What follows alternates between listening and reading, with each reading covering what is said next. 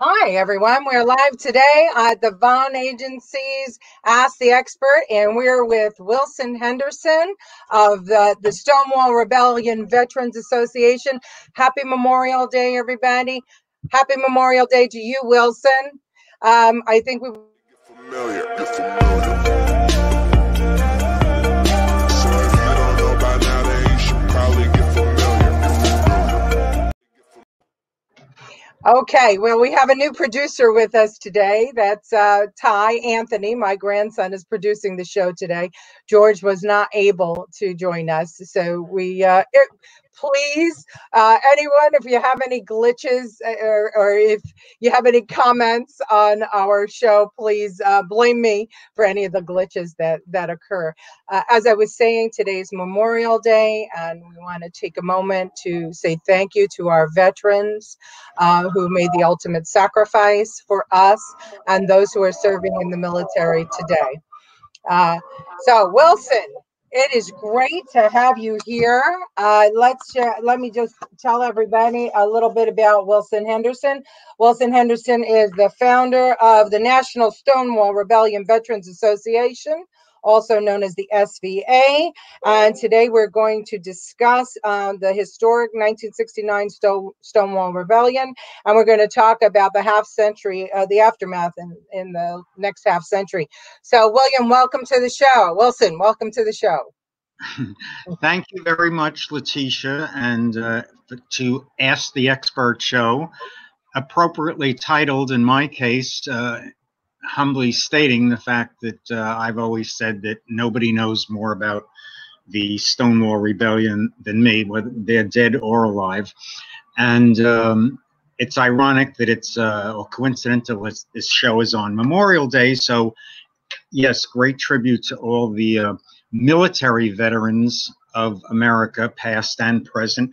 And ironically, we have the word veterans in our name, as you just stated, Stonewall Rebellion Veterans Association. And some people think, you know, we're part of the military or retired military personnel. Actually, it's veterans of the 1969 Stonewall Rebellion in Greenwich Village, New York, on Christopher Street. And many years ago, we had a case in court against the what's known as the gay rag paper. And the judge said, "How do you have that name, veterans? You can't use that." And I said, it's not the first time I had to educate a judge, but I said, "Yes, we can." She said, "No, you can't." I said, "Yes, we can, and we do, and that's our name." And she said, "Well, how is that possible?" I said, "Because we're veterans of the Stonewall Rebellion. It doesn't have to be veterans of a war."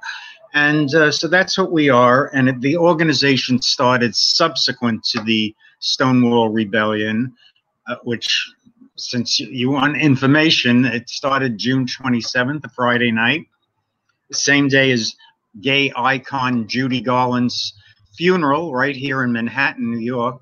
Well, she was more than a gay icon. She was an international icon.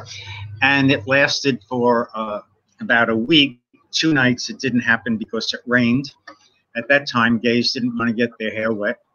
And I should say, I know I was one of them. My hair is long now because of this pandemic going on with, you know, with the hair salons closed. But anyway, that's a different topic. But my hair is longer than it usually is. But it was long back in the Stonewall era, which was from 1966 to 1969. And the Stonewall Rebellion ended on Thursday night, July 3rd. So I coined the term, I'm not given credit for it, very rarely, the Gay Independence Day. The next day was July 4th. Is very ironic. Yeah. So that was Gay Independence Day for us after the Stonewall Rebellion, which, as you know, and I'm sure most of the listeners, if not all, know that that's what launched the modern gay rights movement. So, Willson, maybe you'll tell us a little bit about what it was like, because, you know, there are young people out there today that don't realize what you went through and others like you went through to be able to be accepted in society as a gay man or woman. And I think that it would be very helpful if you tell people, what was special about the Stonewall, the Stonewall Inn, what was it like to hang out there, and that this wasn't the only raid, right? This raid went on nightly almost. Well, you're right. The people who were at the Stonewall Club, and it was run by the mafia then, which is to say, it was run better than it's run now. At least that was the real Stonewall Club. What's there now really isn't, but that's another story too. But the reality is that the Stonewall Club was in two parts, 51 and 53 Christopher Street. I was mainly at 51 Christopher Street. That was the dance part where the jukebox was and the great songs. And the Stonewall movie, by the way, got a replica of the exact jukebox for the movie Stonewall. And so that 51, I don't know what it is now. I think it's a vacant store. And the Stonewall era from 66 to 69, the full years actually, and that's frequently misreported, when it opened and when it closed and so forth. But the raids, they were, I would say, about once a month. It was well, at that time, they were coming for their payoffs. When I say they, I mean the local 6th precinct. At that time, it was on Charles Street. Now it's on West 10. And the lights would go on, the bright lights would go on in the club, and they would make the payoff. We didn't see this. This would be at the front door. And then after they got paid, oh, by the way, the jukebox was unplugged. So whatever song you would dance to, it ended. And then once they got paid, the lights went back off. They went off. And the jukebox was plugged back in by one of the staff people, and you just resumed dancing to whatever song you were dancing to. The night of the Stonewall Rebellion, it was by Diana Ross and the Supremes. No surprise there, because they were the most popular artists in the Stonewall jukebox and also the country. And that song was "No Matter What Sign You Are, You're Going to Be Mine You Are." Great song. Not one of their number ones. But anyway, that night, June 27th, the lights never went off. They stayed on. The jukebox never got plugged in. Instead, it got smashed eventually after the cops did their number. And anyone that was at any raid at the Stonewall Club is a survivor, because it was technically very dangerous, because you didn't know what they were going to do. Sometimes they took people out with them. They cherry-picked anyone like a little flamboyant or maybe attractive to them. And we're talking about boys. By the way, the place had a very young clientele. Very young, because the mafia didn't ask for your ID. Okay. And only an imbecile would have brought their ID there anyway. And so there were kids there who were 15, 16 that might have looked a couple of years later, but it was very young. And the raids happened for the whole time it was open. And the reason was because at that time, during that era, for the, like you mentioned, the young folks that might be listening to this now, gay clubs were illegal, if you can believe it, but they were. They all were illegal. And so that's why the police were able to take advantage of it, and raid clubs get paid off, which, that ended subsequent to the Stonewall Rebellion, more or less. And yeah, not to interrupt you, Willson, but there was a law in the books, right, that the men couldn't dance with men in a club, right, or that the police used to take you out and lock you up. Well, you used the conventional terminology, but it wasn't men, Letitia, because, as I just said, it was mainly kids that went there, high school kids and college kids. So they describe it now, oh, the brave men and lesbians that were there. No one used that latter word, by the way.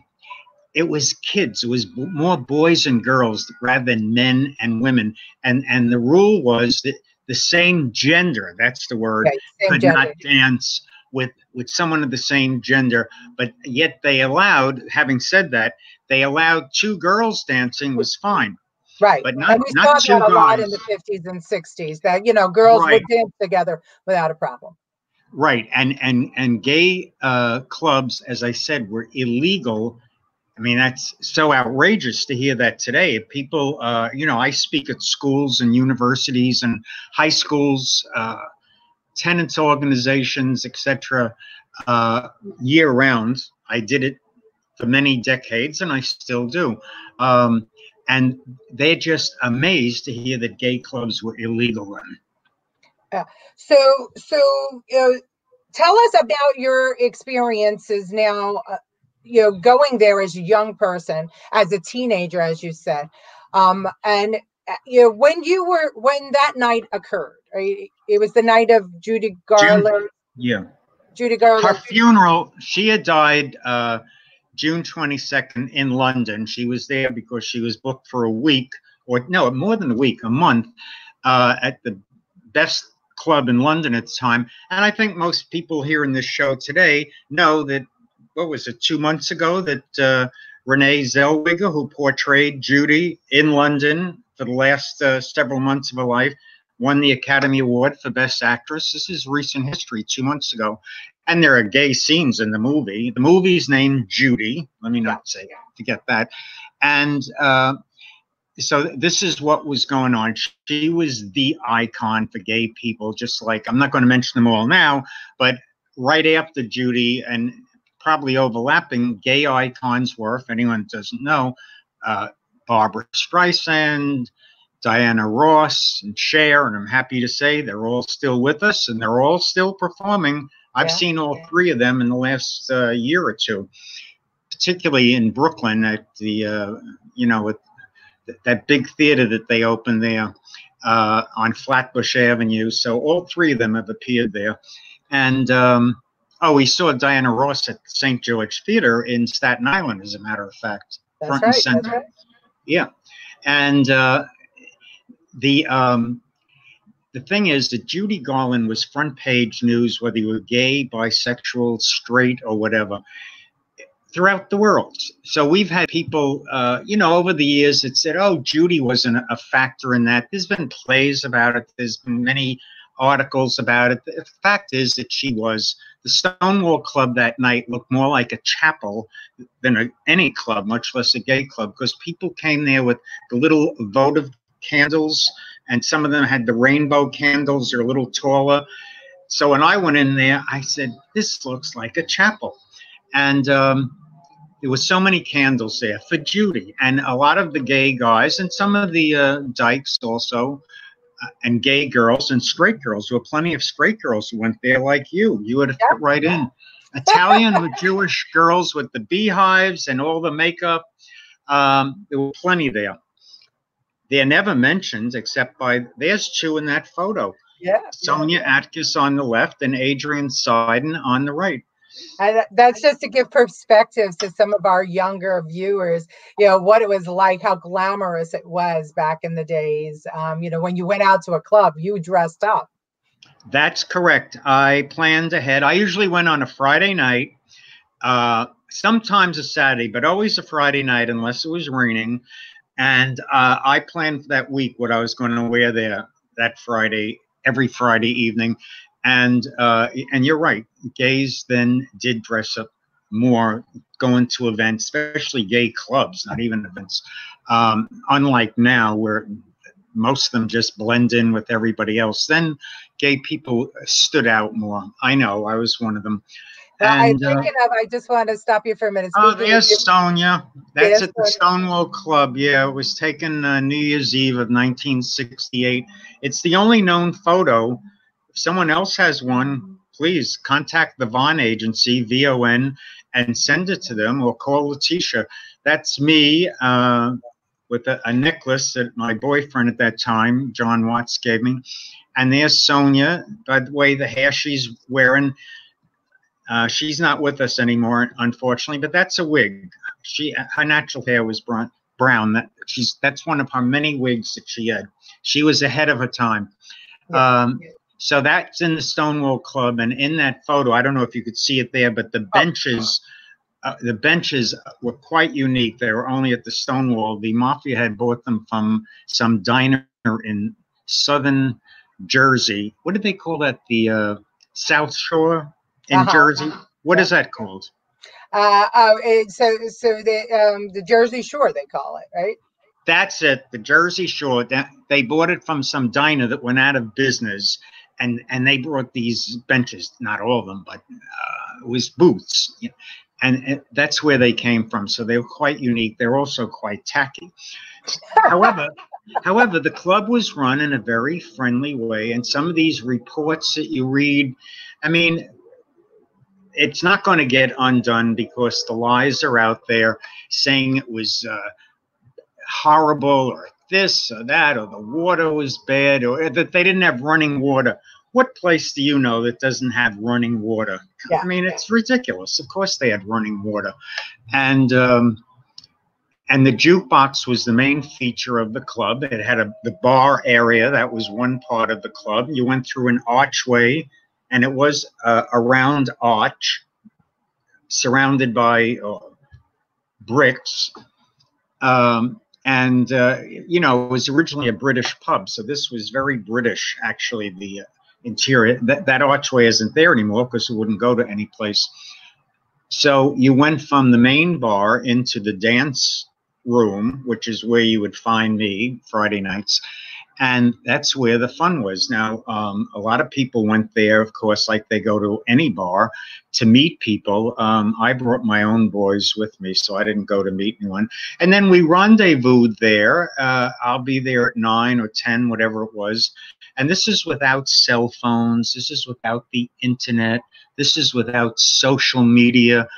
And yet it was 100% efficient because we had phone trees. So in other words, I would call you, and then you would call Diane with the Y, and Diane with the Y would call Nicole, and Nicole would call Andre, and you know, so forth like that. And it worked very well. Mm-hmm. So that's how we rendezvoused. And that night, Friday, June 27th, was a very hot summer night. It was the first weekend of summer, the real summer.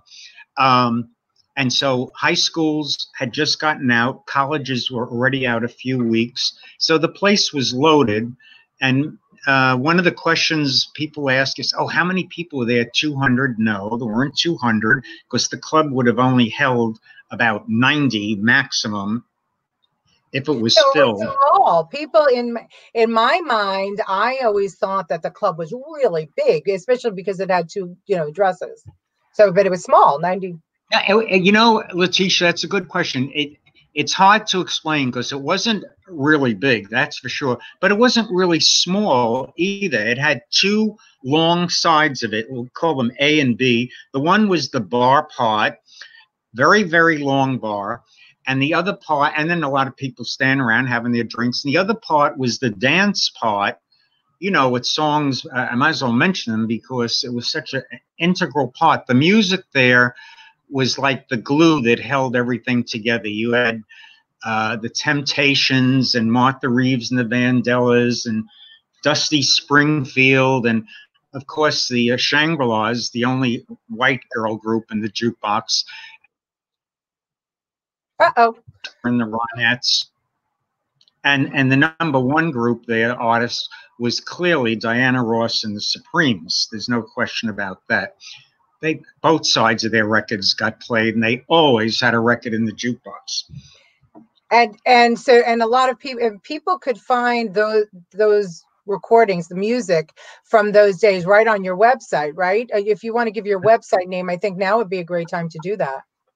I couldn't agree more. The website, and you can use with the secure with the S, HTTPS what is it, www.stonewallvets.org. So it's easy, www.stonewallvets.org. And there's several sections about the songs of the Stonewall Rebellion, which happened to be compiled by me because I used to write down the songs that were most popular in the Stonewall jukebox every week, and we had input from other Stonewall veterans, most of whom are no longer with us. I have to mention that, especially on Memorial Day weekend. However, their memories, thanks to the Stonewall Rebellion Veterans Association, live on, because we have profiles on about 24 Stonewall vets on our website. And of course, we have the conference every year where living Stonewall veterans come there from many different states, as far away as California and the state of Washington and Texas. And we have that conference this year. It's June 27th. Ironic, because that's the exact date of the first night of the Stonewall Rebellion. It was not June 28th, as usually is reported. June 28th, Saturday, was the second night of the Stonewall Rebellion. You can't have two rebellions going on at the same time with the same day and the same date. But, you know, that's typical of the gay community the last 5 years, or maybe 10 years at the most, when people who weren't even born think that they know more about the Stonewall everything than the actual Stonewall veterans. Yeah, well, and we'll get to that, I think, as we talk about the parade a little bit, because I do, and what, you know, I think that people should know, you know, what goes on with the parade and what's happening and how history is being lost. But let's go back, because I was fortunate enough to actually attend a conference, and it was. Which conference was that? Your conference. Who put on the conference? The Stonewall Rebellion Veterans Association put on the conference last year in 2019. Willson Henderson, the director of the organization, who we have here with us today, put it together, and it was fantastic. It was well attended, and the stories that I heard were so. You heard them from eyewitnesses, yeah. Yeah, they affected me so much. And I had to keep reminding myself that what you said earlier, Willson, is that the men and women that rebelled weren't men and women. They were kids. They were teenagers. So, Willson, maybe, you know, can you describe, I'm going to put up a couple of photos of, you know, some of the headlines and some of the pictures of the actual rebellion. But could you describe, I mean, what did you feel like when as you said, that night when the cops came in, the jukebox never went back on. When did you know that things were getting hairy? What good question. Now, that photo is not from the Stonewall Rebellion. That was a stage photo. I don't know when it was taken, say a month later or something, when they posed in front of it. It's not a Stonewall Rebellion photos. There are none, because no cameras were allowed, and there were no press there either. Yeah. And this is a headline from the Daily News, right? When one of the boys. Days later, they came out with that tacky story. Yeah, it was written by an asshole, for lack of a better word. Yeah, so and they had a guy. Go ahead. So tell us what you felt like. When did you know that this was different than the other nights when the police raided? I'm not Jewish, but it sounds like that the Jewish question they ask, how is this night different from all the others? I like that. That's why I refer to it. Well, the way it was different, beside the lights not going back off. And like, that's a question like students will ask, what color were the lights? That's a good question. I'm not answering it now because it's one of the SBA's secrets. But I could tell you this, when someone comes and says to us, it hasn't been lately, but years ago, around the time of Stonewall 25 in 1994, they say, oh, I remember the lights, they were green, and then we know that they weren't there. Or if they didn't see the blue, huge 1969 blue convertible with the top down, oh, there's the car. And it's still in that condition, too. The New York Times described it as in mint condition. That's the car that was one of the 3 Cadillacs on Christopher Street that night, June 27th, 1969. That one the cops took. Now, we always called it impounded. We were corrected by the 6th Precinct cops a few years ago. They didn't impound it. They had 2 undercover cops drive it away. Long story short, for the protection of the car. And they were right. If it was there 5 minutes longer, this is at 2 o'clock in the morning, it would have had damage. So it didn't have any damage because they drove it away. And we're still in touch with several of the Stonewall cops, like Frank Toscano and Richie Ornstein and Vinny Giamuso, just to name three. They'll be in this upcoming documentary, which we'll mention during the show later. And so Toscano told, get that car out of here. And so I finally gave him the keys. I had initially wouldn't. And so the car was taken away. But prior to that, that night, we knew that it was different when the cops then marched into the club. This was some uniformed cops and mainly undercover. That's what they call them, you know, plain clothes. Uh-huh. So that's when we knew. And then they were telling people, get out, get out. And then I started to walk out with the two people with me. And this one cop had the goal to say, you're not leaving, your friends can. Oh, that must have been frightening. Yeah, it must have been frightening. It was really infuriating, and I didn't know what was going to be coming down after that. But so they kept me, which I'm not surprised. I was in commercial modeling then. You get the picture. Well, look at our website, and you'll see me. It's probably. I think I might actually have a picture of you back then. Let's see. Okay, so right. They kept maybe 15 people. They let the rest go out. And mind you, this is like in the high 80s, even at that hour of night, like 1:30 in the morning. So the commotion out there, it was not a riot, by the way. There were no muggings, no knifings, no breaking store windows, or some of the other nonsense that you hear. Some of it is actually, the Stonewall 50 last year was put out by the organization, quote, Heritage of Pride, which is also known as Heritage of Shame. And we'll get to that also a little later. Well, anyway, it got to the most ridiculous point last year when they had on their websites quoting someone saying that a Molotov cocktail was thrown. Now, where would anyone get a Molotov cocktail on Christopher Street in 1969 at 2 o'clock in the morning? Yeah. Just like no one threw a brick either. What did they go to, the brick store? The brick store was closed at that hour. You can laugh, it's funny. So they held me, and so when I was being taken out, and I had a summer jacket with me that had a buckle in the back, you know, a belt. Uh-huh. I had that in the back. And why did I even wear that? Is because we drove in the convertible with the top down. And when we were going back to Long Island, it was, you know, you felt the breeze. So anyway, I always had a summer jacket with me. So I tried to get away from the cop that had me. It was actually two of them. And they pulled the belt, and it knocked me down to the ground, which I didn't get hurt, but I said I was, so they would take me to the emergency room, which they did. I figured St. Vincent's, which is now closed, unfortunately, yeah, on 7th Avenue. I figured I can get away from them then, quite light and a good run. So we get to the emergency room. Again, long story short, there was nobody in it.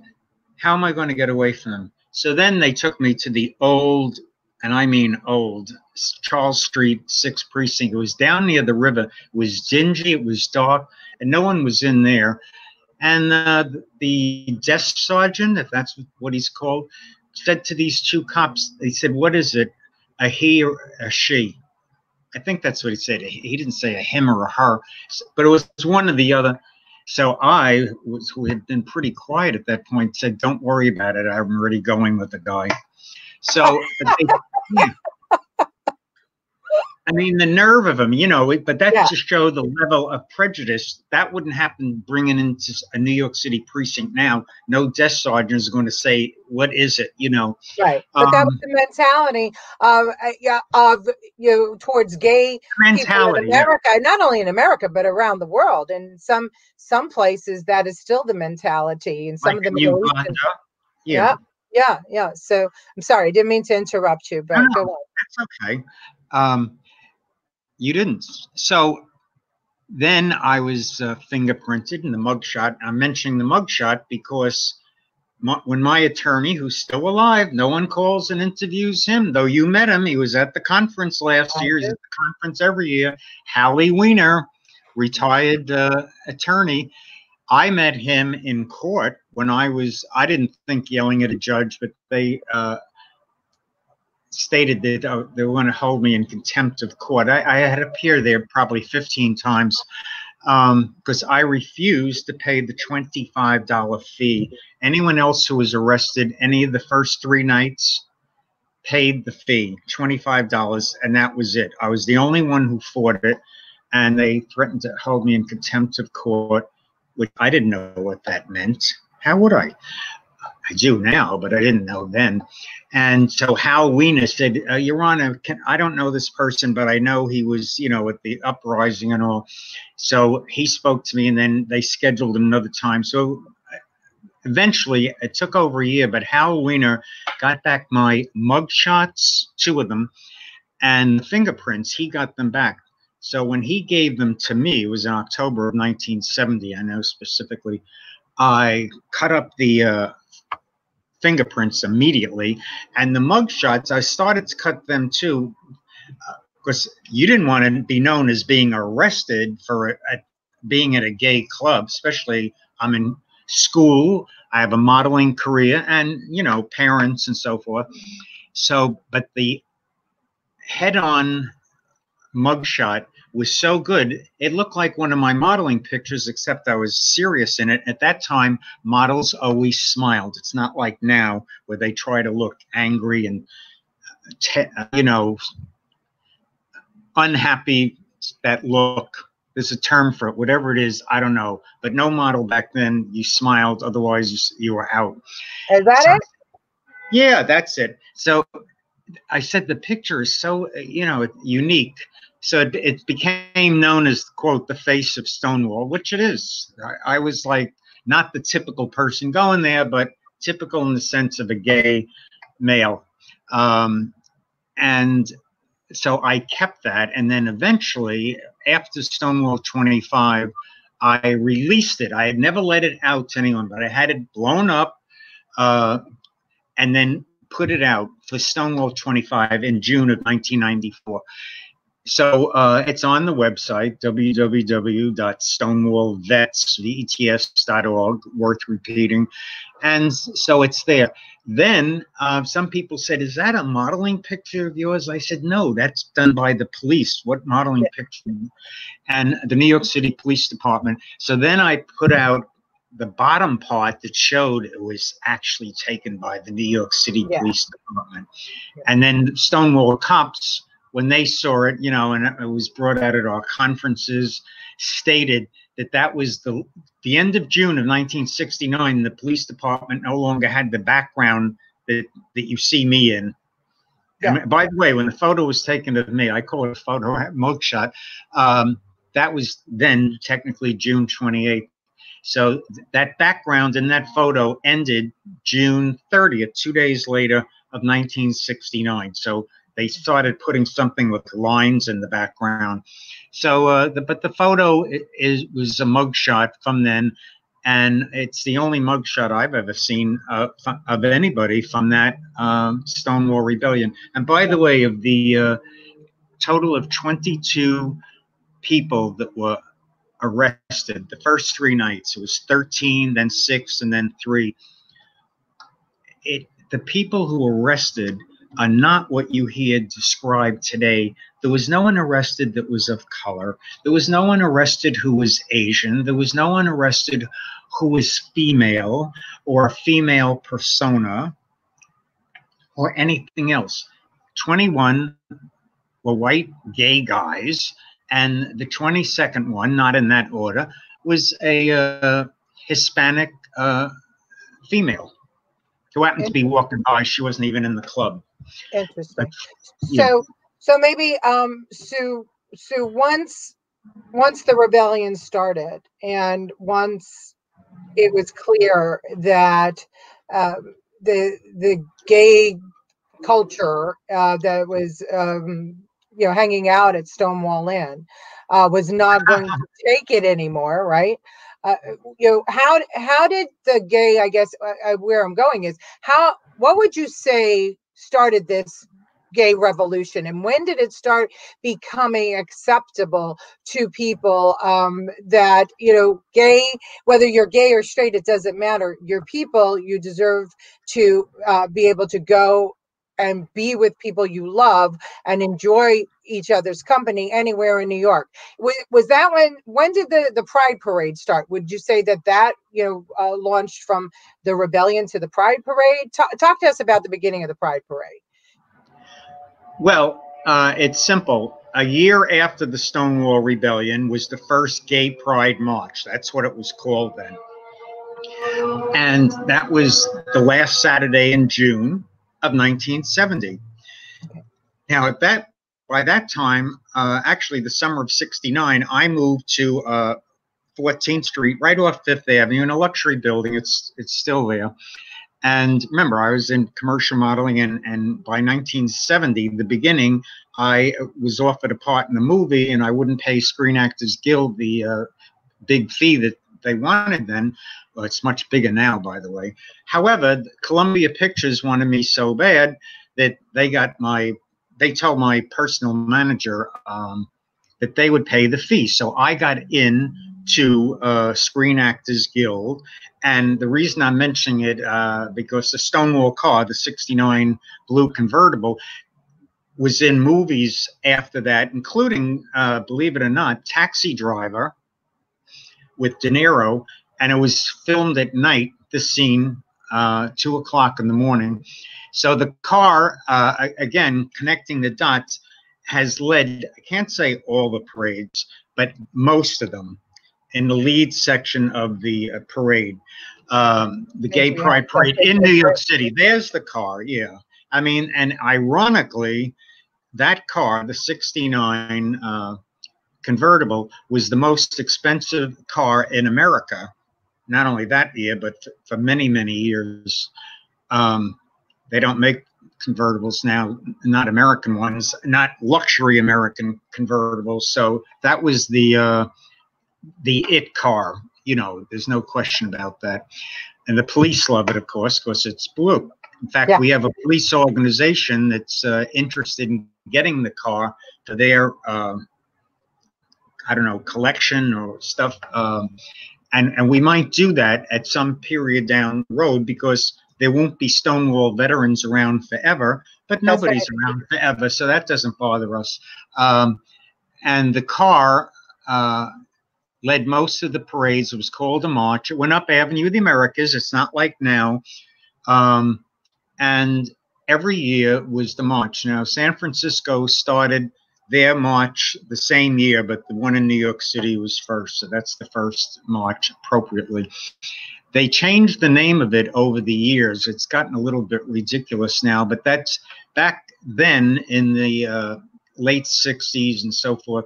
It was the gay community. It was one community. People were more united, more focused on, the oneness. Now it's broken down into what we call alphabet soup, with the L and the G and the B and the T, and now I've seen an I and an A and then another A. I mean, it's alphabet soup, and most of the world can't take the gay community that seriously when you're described not as Spanish people or German or Italian, but as GLBTQ RSTUV, you know what I mean? Yep. It's kind of ridiculous, but that's how the parade started. It was a march, and then it built up. It's gotten a little out of hand in the sense now that this group that organized it in New York, quote, Heritage of Pride, which proved last year they really are Heritage of Shame.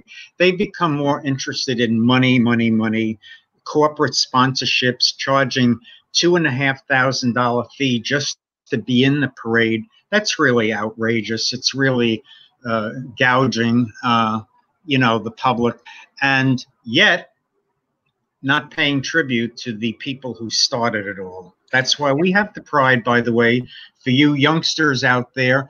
And even if you're young, you probably aren't as young as I was when I started with representing the gay community, because to me it was always outrageous. I'm a Libra, so I'm very into equality.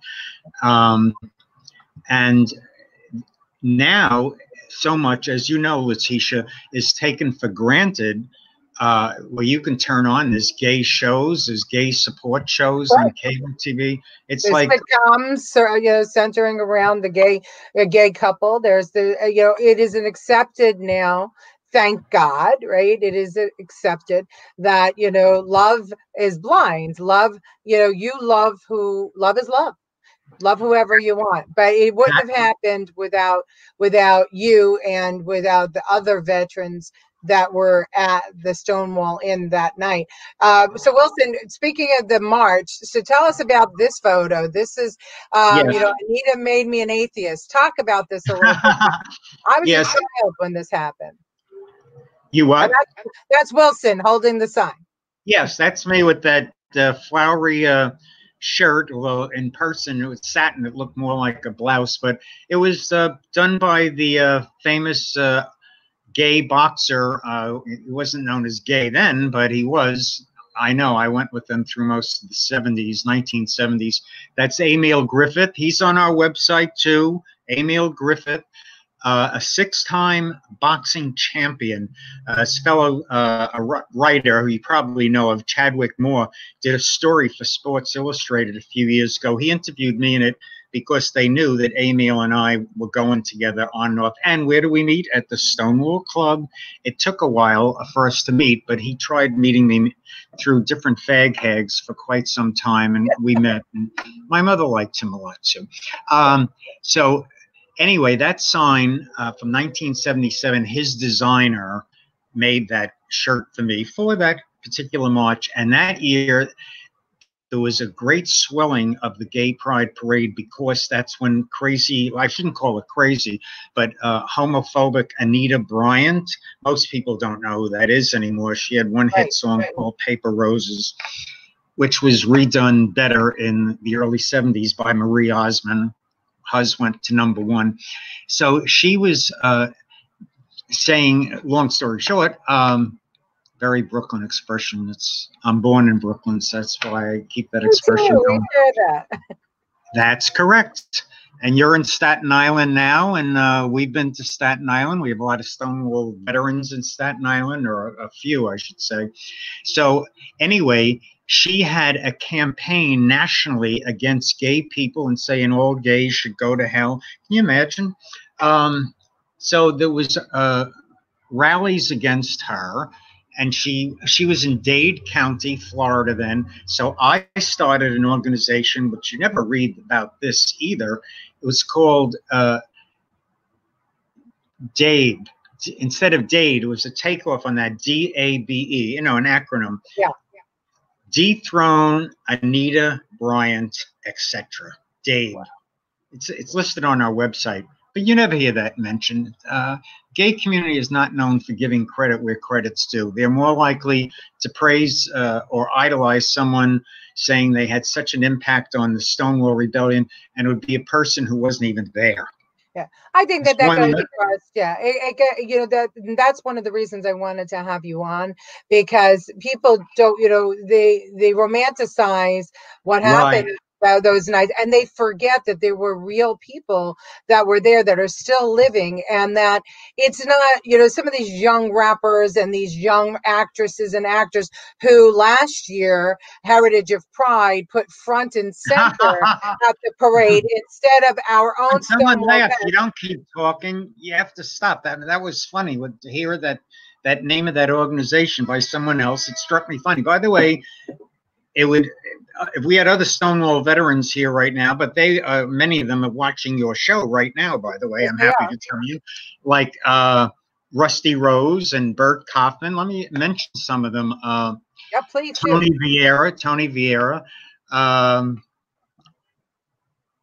Robert Spiegel down in D.C., probably Peter out in, where is he now? He moved from Frisco to Palm Springs, San Diego. He's out there. Peter Fisk, by the way. We have loads of them all over.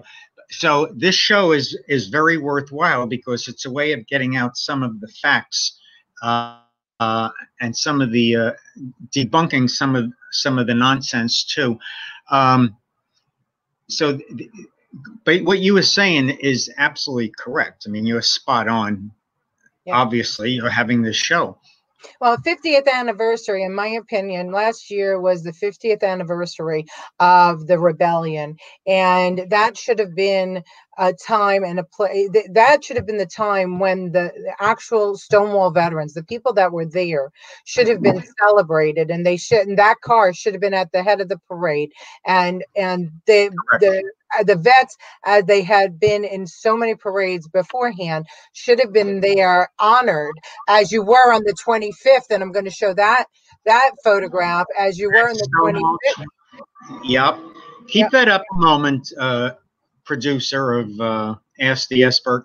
That picture there is absolutely incredible. It took me a couple of decades to realize it, but we're speaking to over 1 million people. That's in Central Park, Manhattan, New York.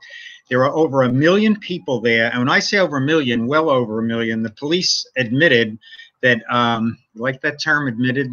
They like that term, acknowledged that there were 1.1 million. So if the New York City Police Department states that there was 1.1 million there, then you know it's much more than that.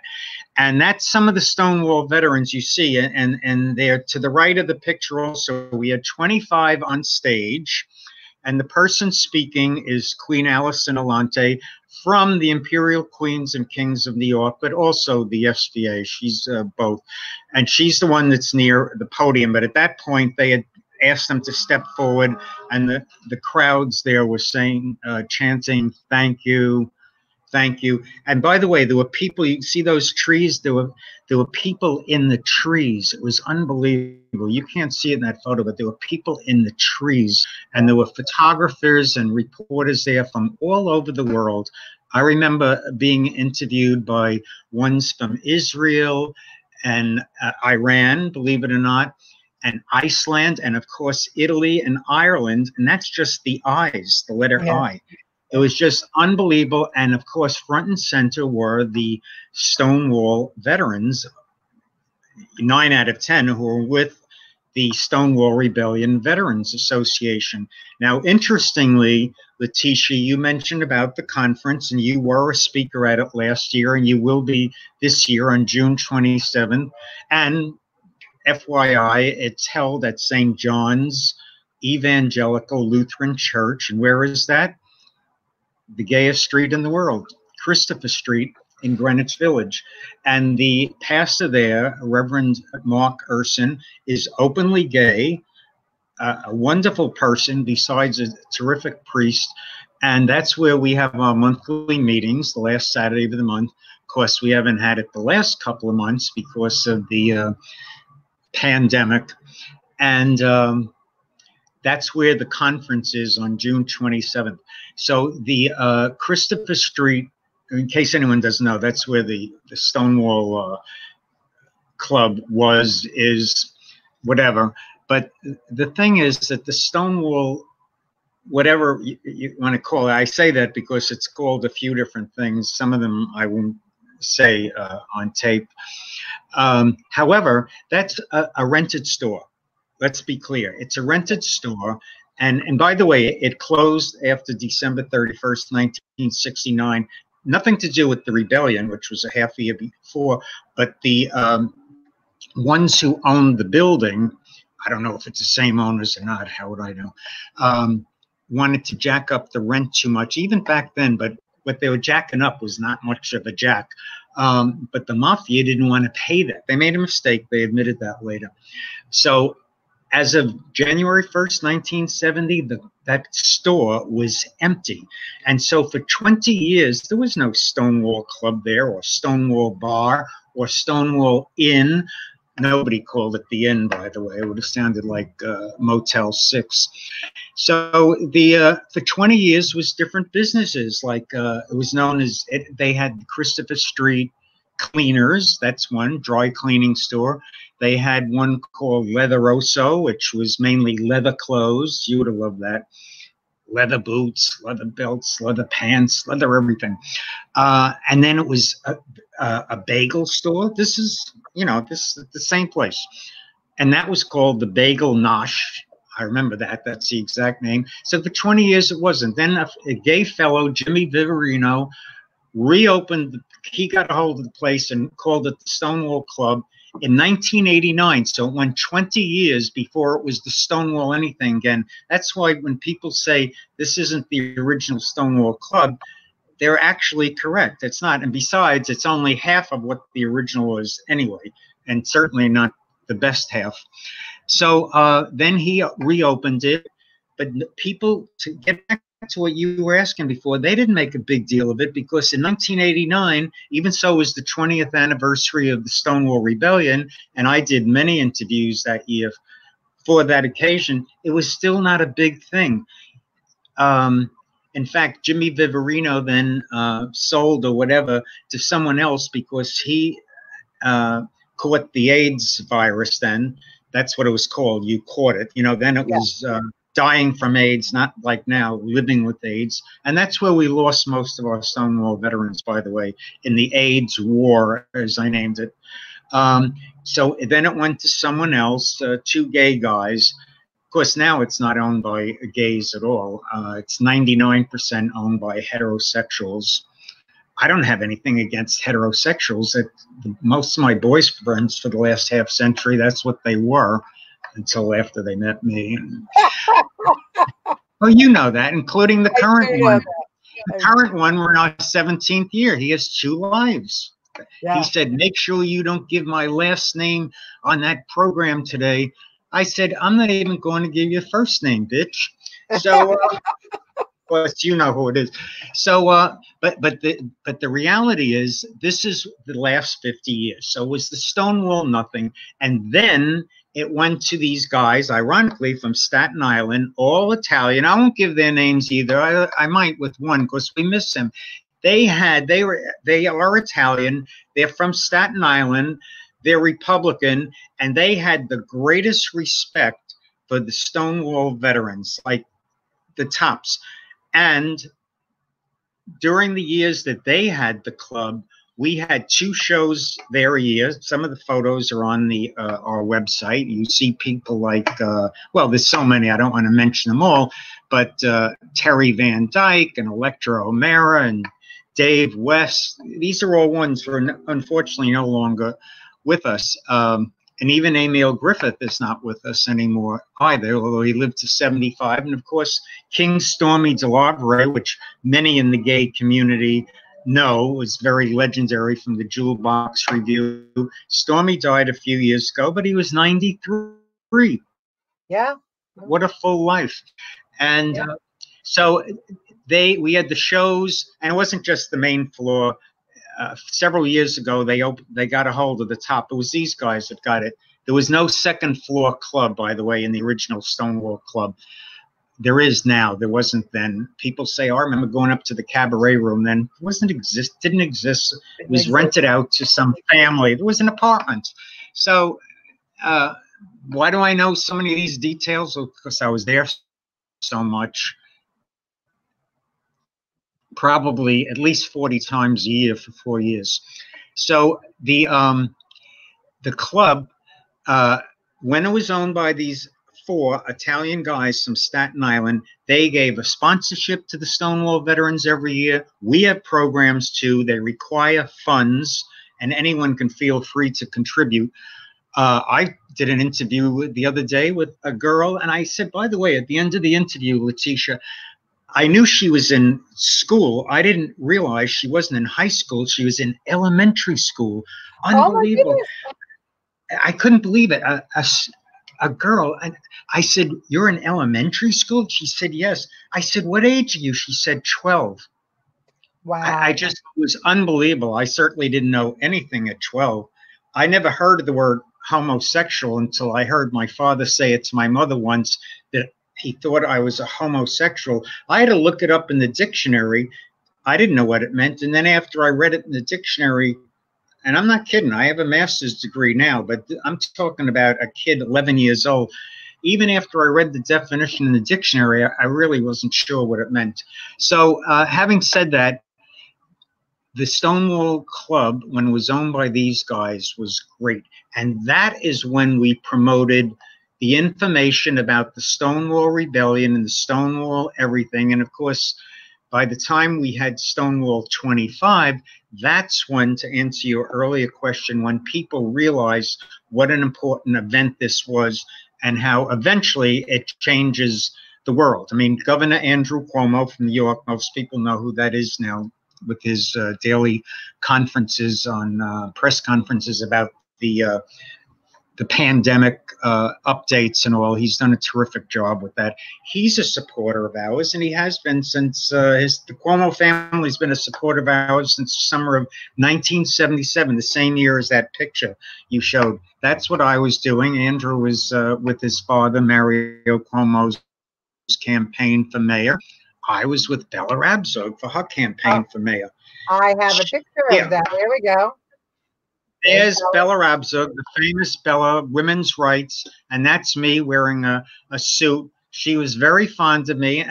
Picture's worth 1,000 words. I think it's quite obvious, particularly. Here's another picture. It's Mayor Koch, right? And that was at the first Gay Pride event at Gracie Mansion in New York. That was the summer of 1978, and things were so undercover then that he didn't call it Gay Pride Celebration at Gracie Mansion. It was called Summer Celebration, in quotes. And Summer Celebration.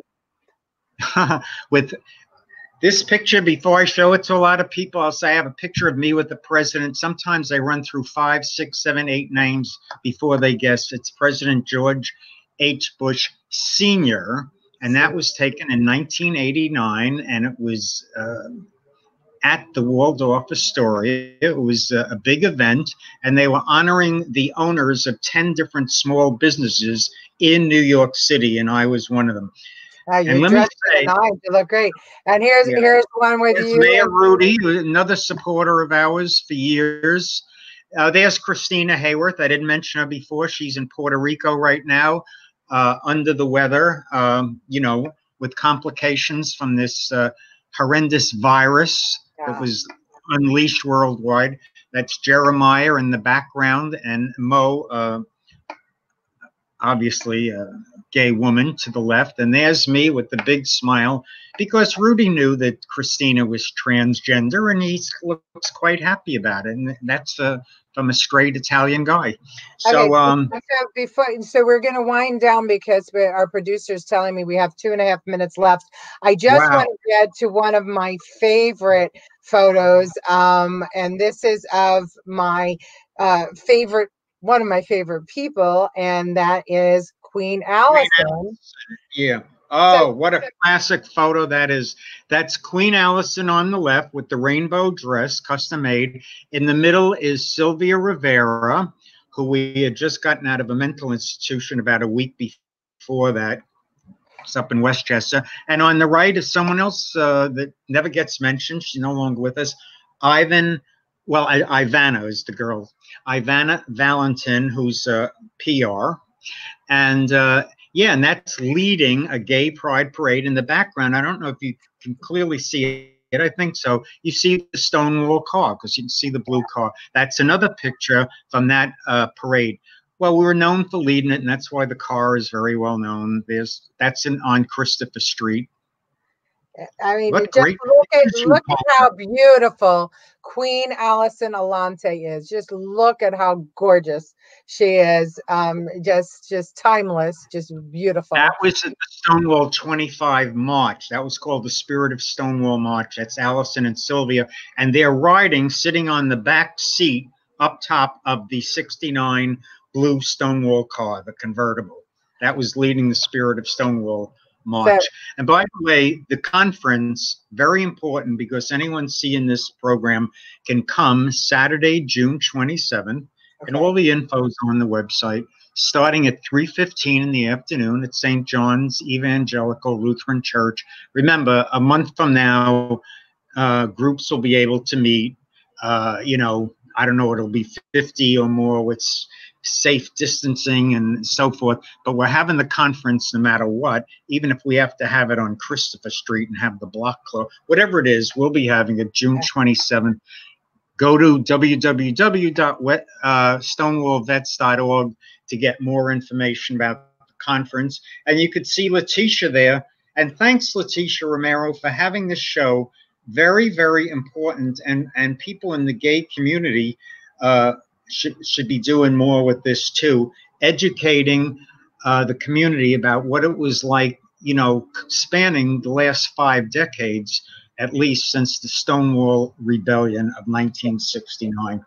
Okay, and the Vaughn Agency will also be part of that conference, and we'll help Willson and the Stonewall vets any way we can electronically, you know, if this lockdown is still underway. So, ladies and gentlemen, I want you to join me in thanking Willson Henderson, the director of the SVA. Thank you for all you've done for history, Willson, because, you know, too many people don't understand that their rights weren't always their rights. They had to be fought for, just like our men and women who have fought for our rights throughout time, and we honor them today. I just want to quickly acknowledge Connie Celia Reginella Barron, who joined us today. I want to acknowledge Lucille Chavon, who said that we had some great subject matter today. And Eddie Kiss joined us and said, my husband, my mom, and I are watching from El Paso, Texas. Thank you for educating us. We love you, Willson. So thank you for having it. And also, we let the folks know that upcoming, we don't know when because of the pandemic, will be the documentary, which includes the Stonewall cops and Stonewall veterans and Stonewall car. It's called Inside Stonewall. And it's a documentary, and people will hear about it. You'll be promoting it once they know. You know, it had to be rescheduled because of this global pandemic. But that's the name of it, Inside Stonewall, with interviews with several actual Stonewall veterans. well, thank God. All right, ladies and gentlemen, on Friday, our guest is going to be Sam Pirazzolla. He is going to discuss with us educating at home and what it's been and how to do it correctly for the rest of this pandemic. He'll give us some tips, and we tune in 2 o'clock every Monday and Friday. Thank you, Willson. Thank you, everybody, for tuning in. And thank you.